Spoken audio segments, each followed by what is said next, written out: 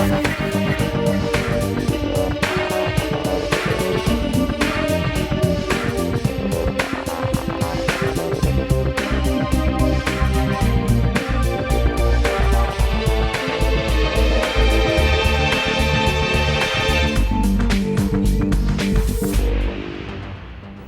evening. Welcome to Case Unsolved. Tonight, the murder of a baby who was just 2 hours old. Detectives need your help to trace the mother. But first we return to the long, hot summer of 1976. Loving mother suddenly disappears from the family home and is never seen again. 21 years later, her body is found by divers wrapped up like a parcel, lying on the ledge in the murky depth of Coniston. Carol Park had been murdered, and the crime had been hidden for 2 decades.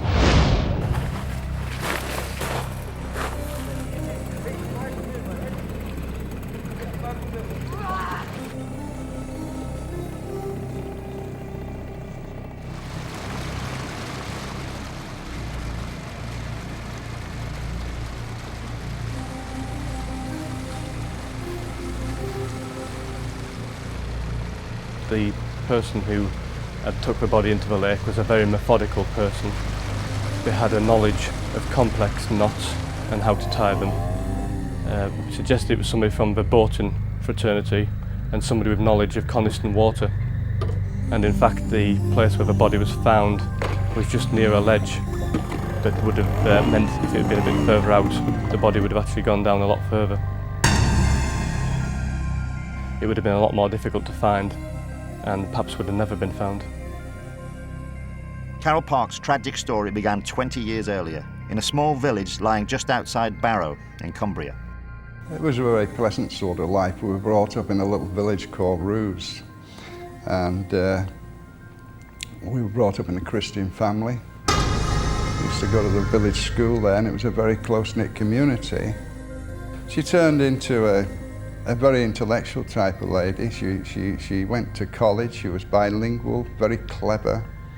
At 12, she was a church organist in Barrow, at 12 years of age.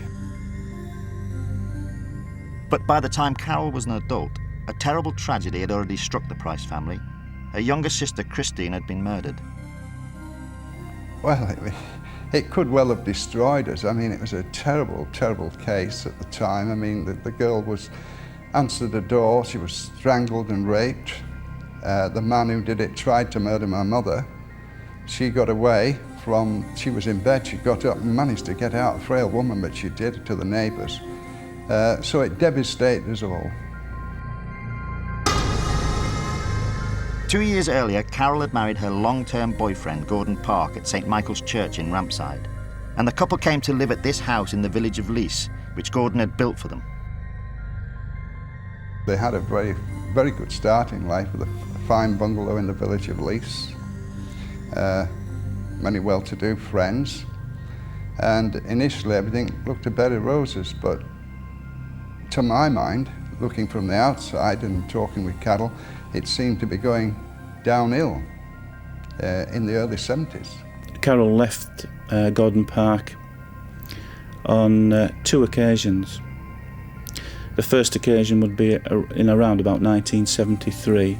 She commenced a relationship with another local man, which her husband was aware of, and for one night she left home late in 1974. Carol left her husband again, we believe, because the marriage had broken down, and she moved into a guest house at Broughton-in-Furness. During the period she was at the guest house, she met another man, commenced a relationship with him, which lasted some time. She eventually moved to Middlesbrough in the northeast of England, but after a bitter custody battle over the children, we know that she returned to her husband at Bluestones in Lees.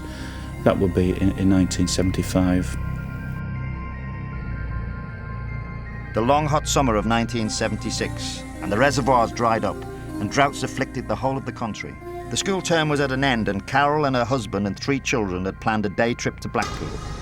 But on that morning, July the 17th, Carol decided not to go. On Mr. Park's return to the family home, he discovered that Carol was missing. There appeared to be nothing untoward with the house, the interior of the house, and Mr. Park put down the disappearance to Carol leaving him. 6 weeks later, Gordon Park came to see me and asked if he could see me privately to tell me that Carol had in fact gone missing. And I asked him had he reported it to the police, which he said he had not, and I advised him to do that. And I accepted, as most people would, that Carol in fact had done that. She was bilingual, she was dark-skinned, and possibly she could have integrated into other societies and decided to, for some unknown personal reason, to have got out of even the country. The disappearance was reported 6 weeks after Carol went missing. It was the day before she was due to return to school at Ascombe-in-Furness, and it was reported via Mr. Park's solicitors to the police. Extensive inquiries were made with all of her friends, all of her associates, and natural inquiries with banks, building societies. There was no evidence whatsoever of any sighting of Carol or any usage of her finances from the day she went missing. I felt resentful in the mid-80s when my mother was then seriously ill, and I was having to travel to Lancaster Hospital every weekend for some years, and I used to come home and say to my wife, "Oh, Carol knew what she was doing when she got out of this." Even though I loved my mother, it was becoming a terrible burden. And then when my mother died, I felt that even at that stage, if Carol was indeed alive, she would have some contact in the town and make contact with me. But she did not. And that is one stage where I started to have a little bit of suspicion that something wasn't quite right with this. I think the police were suspicious at the time, and that's certainly the feeling I get from speaking to officers who were on the periphery of the inquiry, who were around at the time this was going on. And that's a general feeling I get from them. I think probably the inquiry covered all lines they possibly could at that particular time, and just eventually ground to a halt, but with nothing else they could do on it. And Carol was never found. Until that is, some divers were exploring Coniston Water in August 1997. We found this package, we didn't know what it was. It could have been a rock, it could have been anything. So we went over to it, tried to lift it by hand, and it wouldn't come out the silt. So we made a note of the depth and time, and then went back to lift it at a different date. We went back with a lifting bag and a reel, and when we got to the package, we had a plan. Somebody had to tie the bag to it, and another one was filling it with air, and it all went to plan, and it went up to the surface. And then we actually stayed on the bottom. It was on a reel, so we pulled it back in with a cord to the shore, which is just into the bay behind you. I got my knife and cut the outer bag open, cut it open about 12 inches. And then there was another bag inside, which was like a plastic bin liner, really. So we cut that one about 6 inches and pulled it apart, and it was like flesh that we were looking at. As soon as I heard the news flash on the television that a body had come out of Coniston Water, I said to my wife, "I am convinced beyond all doubt this is Carol." My wife wasn't quite in agreement, and one can understand that. But within 24 hours I'd informed the police that she'd been missing for 21 years, and the rest is now history. The body was recovered in the fetal position. It had been tied with a number of ropes, and a number of materials had been used to package the body in. Bin bags were included, a nylon rucksack, and what we later found out was a pinafore dress belonging to Carol Park, which had actually been used to put her body in. A post-mortem was carried out after the body was recovered, and the findings were that it's possible that she was struck with a blunt instrument, causing her jaw to break. A full murder investigation was launched, an incident room set up at Barrow Police Station. The main parts of that investigation immediately focused on Coniston Water, on the previous home of the deceased. We had to start inquiring about things that had happened over 20 years ago, and actually tracing materials from that period, which obviously wasn't easy. Carol was also dressed in a baby doll nightdress. That was what she actually went into the water in, and we had to start tracing the origins of that dress and all the layers and ropes that were actually on her body.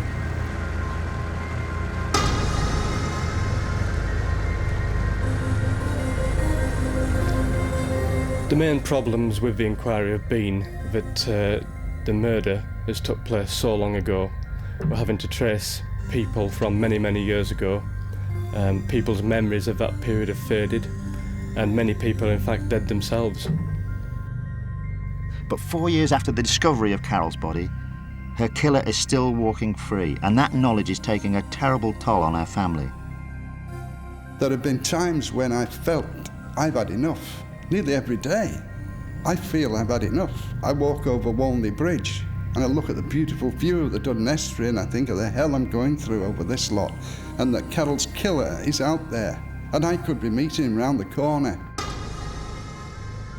We really do believe that there's still a lot of people out there that will be able to help us. There'll be people that we haven't found. We don't think we've seen everybody that knew Carol. We think that there'll be people who may have reservations about coming forward, reservations about getting involved in this sort of inquiry, but we urge them to do so. At the end of the day, it is a long time ago, but a lady was killed, her children have been deprived of a mother, and there are many relatives who to this day want to know what's actually happened to her. We're very committed to this inquiry. I think the fact that inquiries are still underway, there are inquiries ongoing now that I can't discuss on this programme, we're going to stop at nothing until we've brought the killer of Carol Park to justice. At the end of the day, the only thing that will cure me and make my family a lot better is justice. It's the only thing, and it's got to come.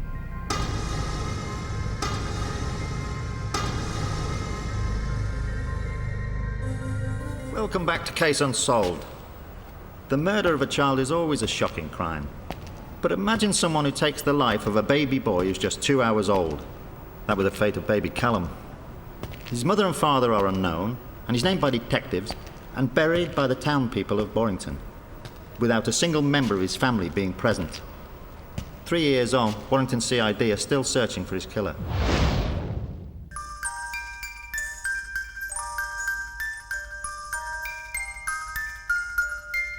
It was the day before Mother's Day, March the 14th, 1998.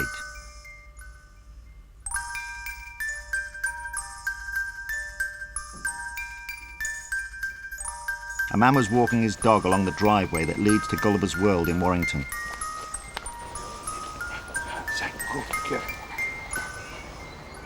And it was here, in the woodland, just off the path, that he made a terrible discovery.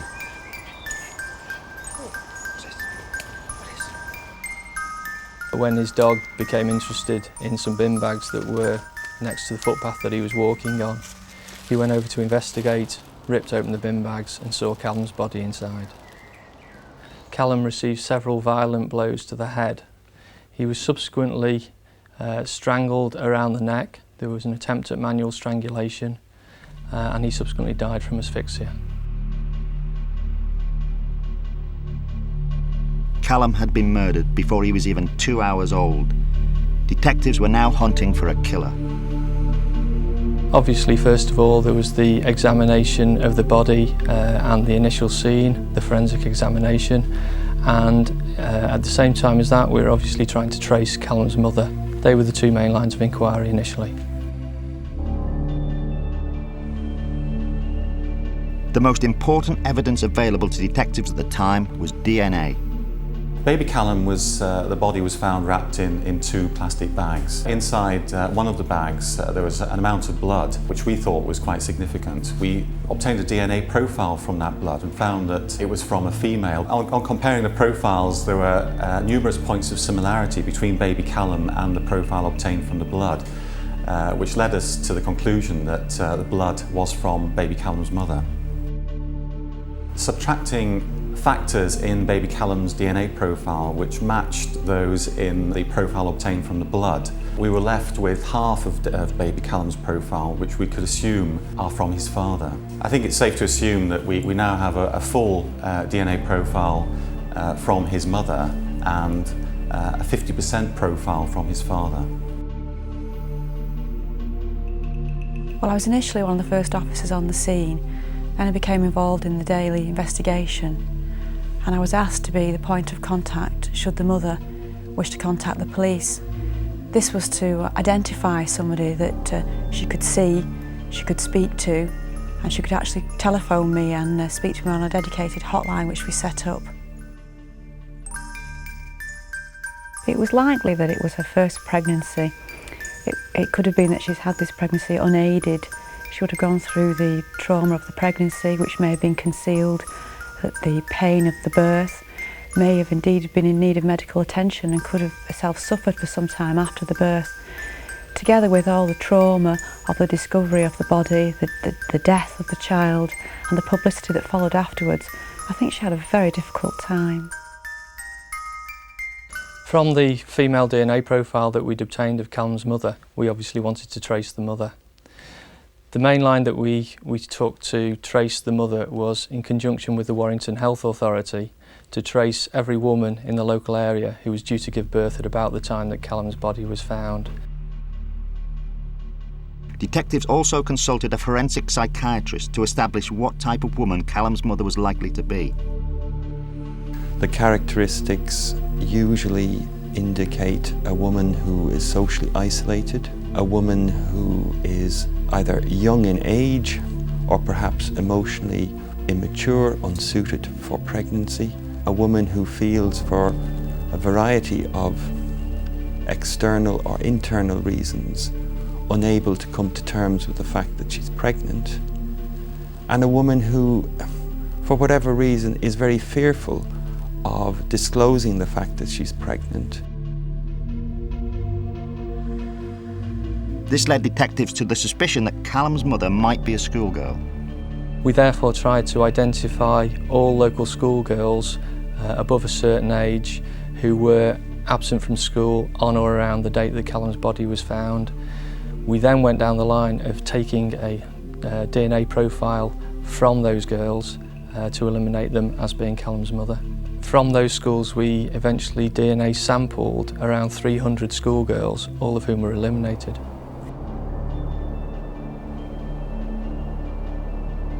Callum was buried by the townspeople of Warrington. And although initial investigations failed to reveal the identity of his parents, recent advances in DNA testing have given detectives fresh hope.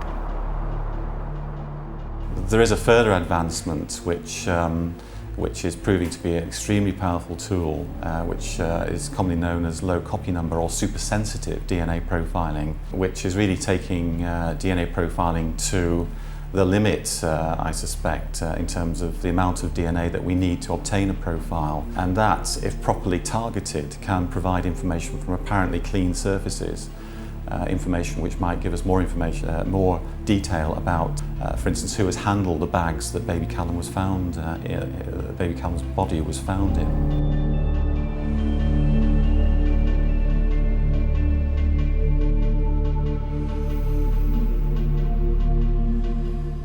While DNA testing on the bin bags continues, the profile of Callum's mother and partial profile of his father have been put on a national database. So if they ever offend, they will be identified. The facts as we have them suggest that the child was got rid of very quickly after birth, that the umbilical cord was pulled from the afterbirth in a torsional type of movement, not cut, that the child wasn't cleaned in any way, and that a blunt instrument was used to cause the severe injuries to the front of the child's face and to the neck. It is probable that the person who killed the child was in fact the mother. shocking though the thought of a mother murdering her baby might be, it is not as uncommon as we might expect. Throughout England, and particularly in America, a lot of babies' bodies are found, neonates' bodies, but whether they are all recorded and fully pursued, given the difficulties when you just find a body, as in the case of Baby Callum's, leads one to imagine that perhaps there are more killings of this nature than we would want to accept.